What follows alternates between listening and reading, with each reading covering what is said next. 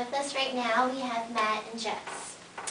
Now, Matt, I understand that you are having some family issues. Would you like to explain? I would love to. Well, Dr. Ashton, basically what's kind of happened is I ended up making a poor decision, and that led to a trickle-down effect, I feel. I feel as though I'm to blame, with our family kind of falling apart and deteriorating. And essentially what happened is at work, I basically just started kind of talking to a coworker, and it was friendly and it was fine at first, and we were just kind of getting to know each other and learning some things about each other. And the more information that I would kind of tell her, the more we found we had in common, and it ended up that we had a lot in common, and she kind of tried to take a relationship a step further than what was appropriate, and at first I said no because I had self-control, and then eventually I kind of caved, and I ended up having an affair with the woman. And I mean, basically what happened is then I kind of needed just to tell someone just to get it off my chest, and my wife ended up finding out because I had told my coworkers, and they told her because they thought it was in my best interest and the best interest of my family. And now I just feel as though I've kind of lost my family. I feel as though I've lost their trust and their respect, and I mean, I'm probably going to lose my job as well. And my wife, we barely talk, and if we do, it's fighting, and having a problem with my kids as well. So we're just here trying to look for some kind of guidance. Okay, so it sounds to me like you self-disclosed too much information to your coworkers rather than information that you should have been telling your wife. Yes, I think the whole situation, it wouldn't necessarily have been avoided, but it would have gone a little smoother had I admitted my affair and not been caught, per se, and had I just kind of been honest and straight up with my wife and told her that I did have an affair rather than having my coworkers be the ones to tell her. And I mean, it's also led to some professional risks where I'm probably going to lose my job, personal risks is taking a huge toll on me emotionally and mentally, and I mean, I'm just really struggling with it now. So would you say there are more costs and rewards that have come out of this affair? Yeah, there was many more costs than any sort of rewards that came out of this affair. I mean, I did learn a little bit about myself and about my own behavior and the type of person that I am, and something that I didn't really think I would ever become. And I guess that was a positive thing to learn, but overall I feel as though there are a lot more costs and rewards to this relationship and affair that I had. Okay. Jess, now would you like to explain your side of the story? I think that the main problem is when I first found out about the affair and his relationship with his coworker, I just tried to sweep it all under the rug, and I thought that like time would just fix our problems, and that's what we needed, was space from each other. I closed and shut myself off.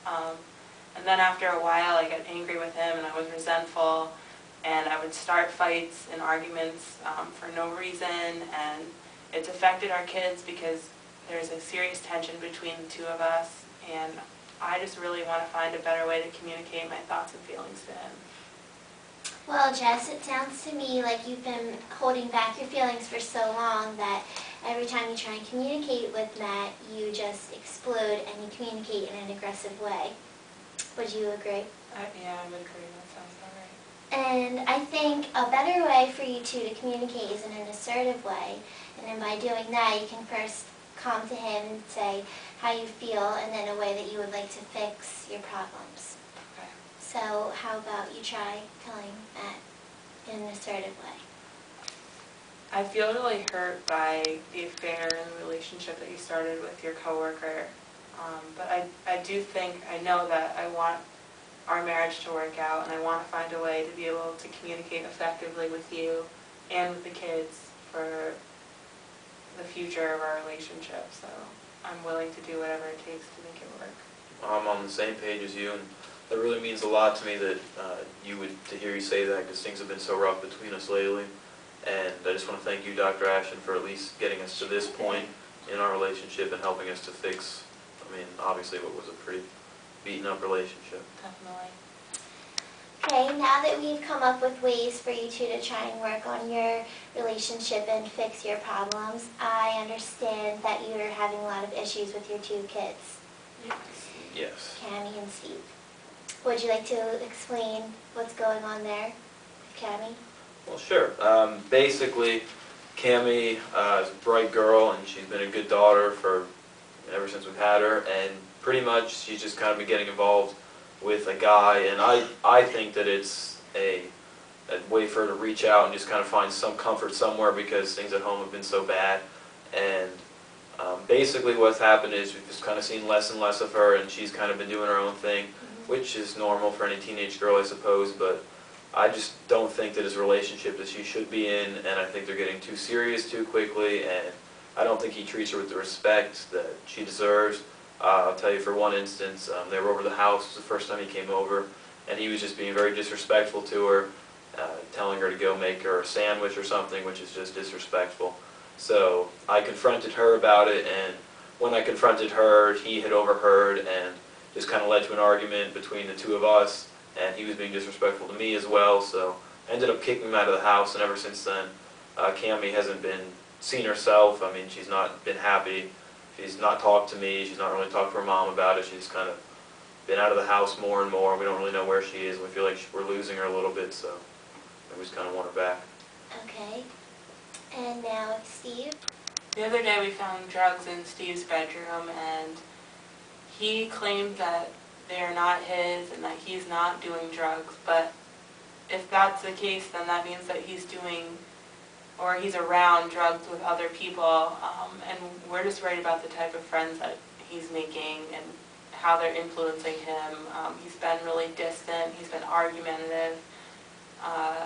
We just want to make sure that he's hanging around good people, and that he's under good influence. And I know that our relationship and the tension between the two of us has affected both of our kids and could be a result of some of their actions, but we're just trying to find a way to communicate more effectively with them and make sure that they're heading down good paths for the future.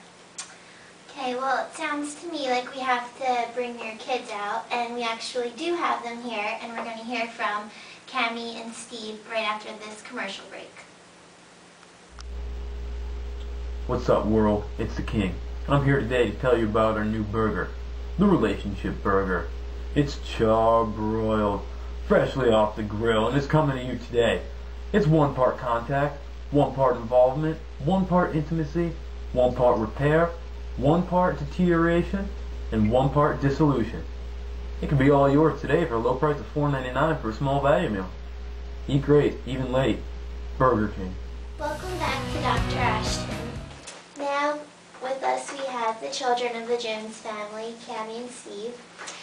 And I understand that you both are having some issues with your parents. Yes, yes. Okay, now, would you like to explain your relationship?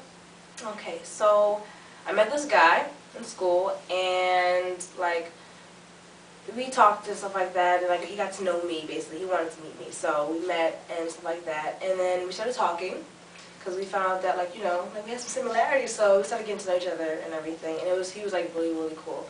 So then he asked me out on a date. So we went out on a date, and we had a lot of fun. And then I was like, okay, this is nice. So I started liking him a lot more.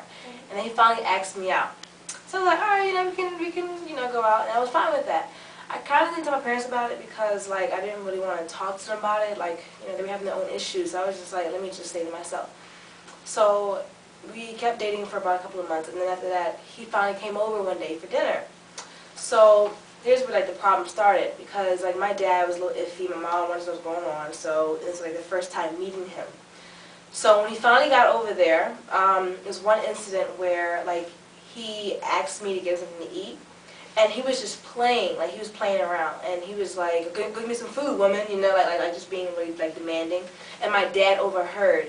So when I got to go get the food, my dad stopped me and was like, this guy, you observe him, like he's not good for you, and just talking like, bad about him. And I was like trying to tell him, listen, I love